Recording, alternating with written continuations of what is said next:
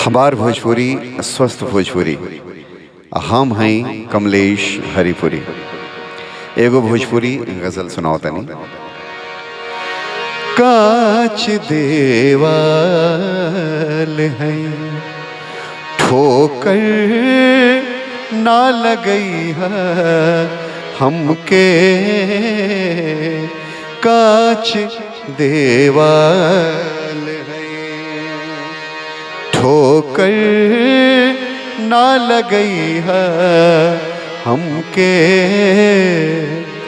अपना अखिया में बसा के ना गिरई है हमके, कांच देवाल है ठोकर ना लगई है हमके, कांच देवाल है।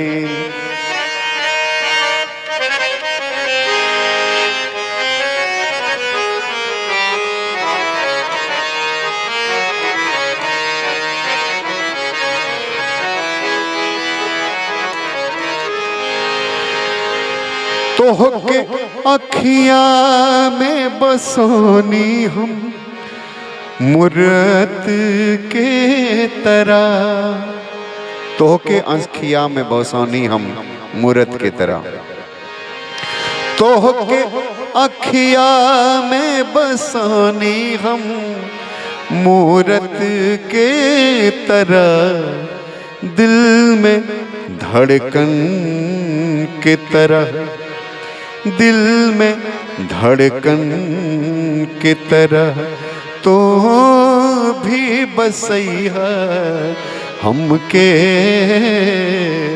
तू भी दिल में।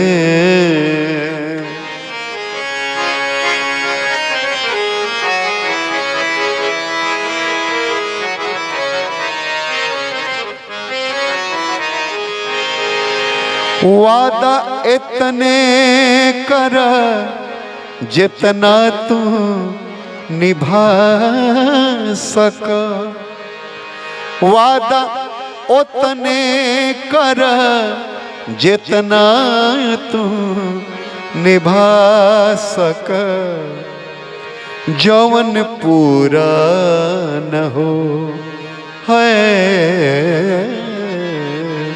जौन पूरा न हो, सपना ना दिखई है हमके,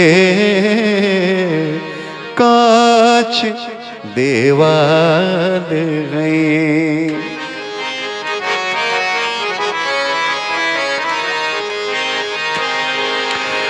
कौन महफिल में तकलीफ हो बात कैला में है,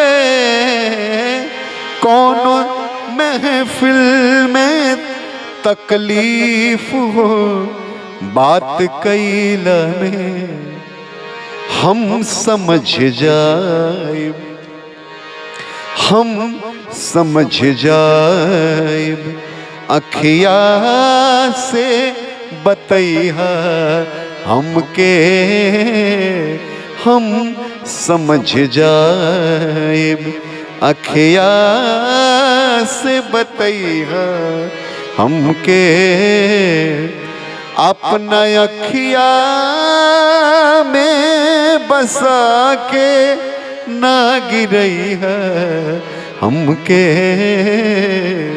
कांच देवाल है, कांच देवाल, कांच देवाल है। ये गजल कैसन लागल रउआ सब एक लिख के जरूर बताई। एगो हमार प्रयास बा, हमार भोजपुरी स्वस्थ भोजपुरी। हम हैं कमलेश हरिपुरी।